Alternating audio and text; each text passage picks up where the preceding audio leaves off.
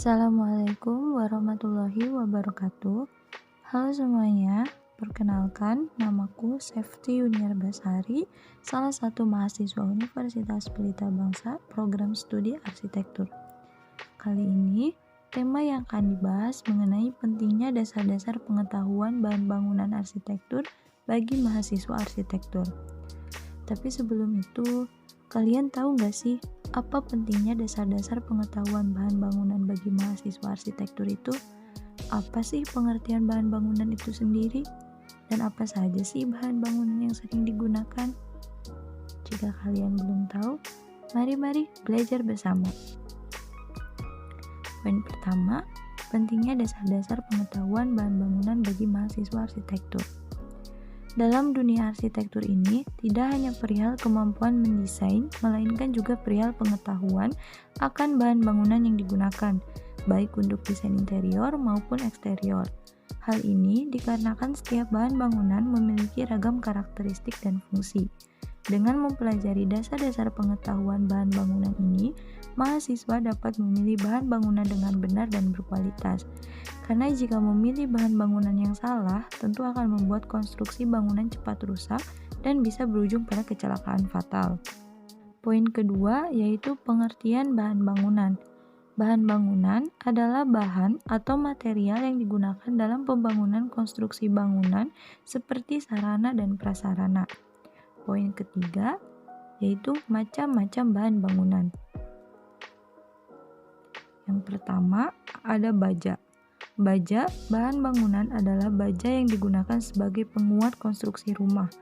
Baja umumnya dipasang pada bagian slope, yaitu struktur yang terletak di atas fondasi untuk menyalurkan beban berat dan memperkuat rangkaian dinding. Selain itu, jenis baja ringan juga cukup populer digunakan sebagai konstruksi atap bangunan.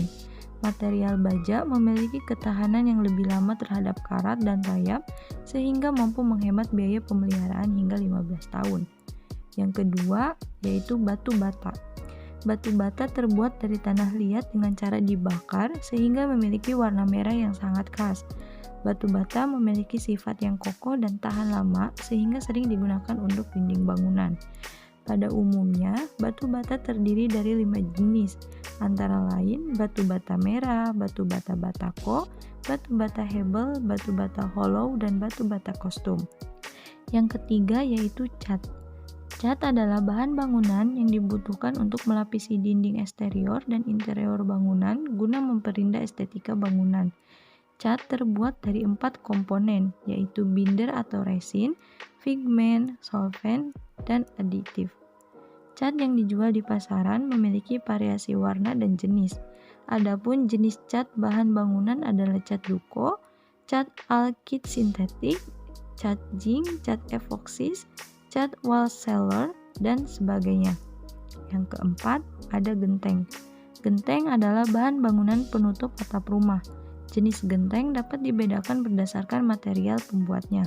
Umumnya, Anda bisa menemukan 7 jenis genteng di pasaran seperti genteng beton, karang pilang, keramik, metal, ondulin, galvalum, dan genteng asbes. Yang kelima, ada triplek. Material bangunan berupa triplek biasanya digunakan sebagai penutup bagian langit-langit atau plafon rumah. Dengan demikian, langit-langit terlihat lebih rapi.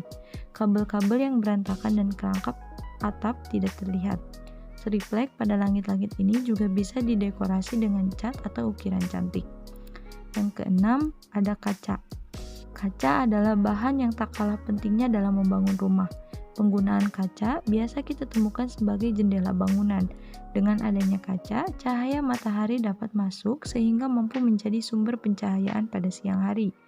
Kaca terbuat dari campuran beberapa material seperti pasir dan silika sehingga membuatnya rapuh dan mudah pecah. Yang ketujuh, ada kayu. Kayu bahan bangunan adalah kayu yang digunakan sebagai bahan konstruksi dan perkakas rumah tangga.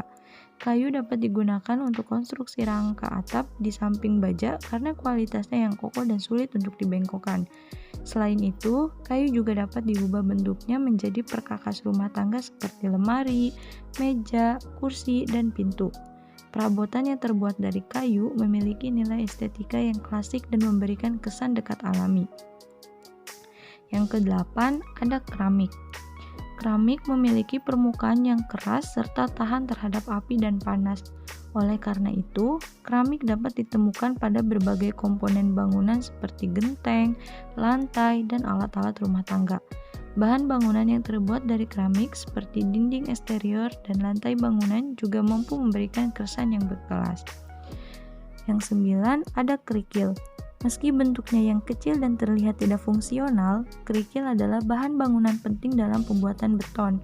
Umumnya, kerikil akan dicampur terlebih dahulu dengan pasir dan semen, lalu dimasukkan ke dalam kolom beton. Untuk memilih kualitas kerikil yang baik, pilih sampel kerikil yang tidak berongga dan tidak berbobot ringan. Yang ke-10, ada pasir.